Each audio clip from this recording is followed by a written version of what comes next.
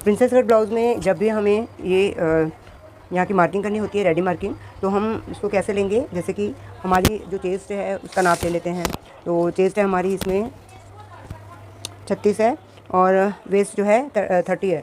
तो इसमें 36 का 17 दूनी 34 और 36 है, 18 दूनी 36 और 9 दूनी 18। तो मतलब हमारे यहाँ पे 9 और उसमें 1 इंच का हम लूजिंग दे देते हैं, तो 10 आना चाहिए। तो हम यहाँ से इस तरीके से नापेंगे, यहाँ से इस तरीके से। यहाँ पे ये हमारा आ रहा है, यहाँ पे हम मार्जिन ले लेते हैं मान लो, तो ये आ रहा है हमारा 7.5 और 7.5 को हम यहाँ के मार्जिन के बाद इस तरीके से रखेंगे 7.5।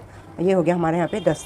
तो ये हमारे यहाँ पे ये मार्किंग आएगा, ये हमारा फाइनल मार्किंग है, ठीक है। ऐसे ही नीचे 7.5 है हमारा, तो हम इसको यहाँ पे भी, यहाँ पे सिलाई आएगी और यहाँ पर सिलाई आएगी, ये हाफ इंच की सिलाई आएगी। तो यहाँ पे हमें कितना लेना है 7.5।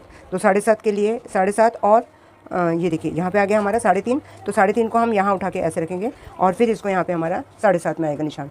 तो ये हम 7.5 पे हमें यहाँ पे मार्किंग कर देनी है। तो हमारा फाइनल जो लाइन होगी ये ऐसे आएगी। हमने इसमें लूजिंग भी ले लिया है और ये जब हमारा अटैच होगा तो ये हमारा हाफ इंच में इस तरीके से अटैच हो जाएगा। पहली बात तो ये है। और उसके बाद ये हमारा लाइनिंग है, हम नेक को अपर के डिज़ाइन को देख के रख के कटिंग करेंगे, इसलिए मैंने इसमें कटिंग नहीं करी है। तो ये हमारा हो गया फ्रंट का मार्किंग और फ्रंट का पल्ला हो गया हमारा। ये हमारा बैक का पल्ला है। तो बैक में तो हम सिंपल ही मार्किंग कर देंगे जैसे हमने पहले ये कटिंग में करी है। तो ये हमारा बैक का पल्ला रेडी हो गया है इस तरीके से। तो यहाँ से यहाँ हमारा 7.5 और यहाँ पे 1 इंच का 8.5 होगा और ये यहाँ से हमारी ये मार्किंग। तो इसको हम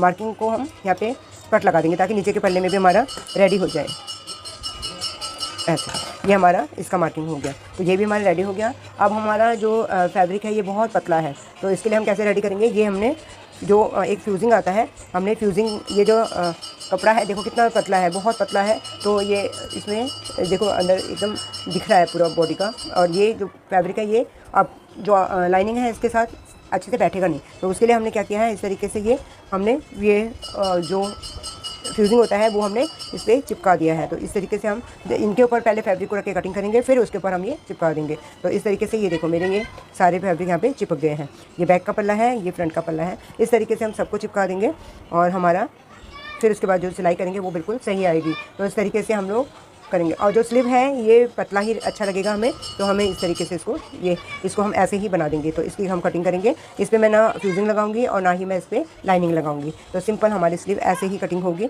तो बहुत सुंदर लगेगी। इस पर हमारा हल्का हल्का बॉडी का कलर दिखता है, इस तरीके से देखो शेड दिख रहा है, तो सुंदर लगता है ये, ठीक है। तो इसी तरीके से हमें ब्राइडल ये ब्लाउज़ तैयार करना है। तो मैं अब इसको स्टिच करूँगी और फिर आपको इसका फाइनल लुक दिखाती हूँ।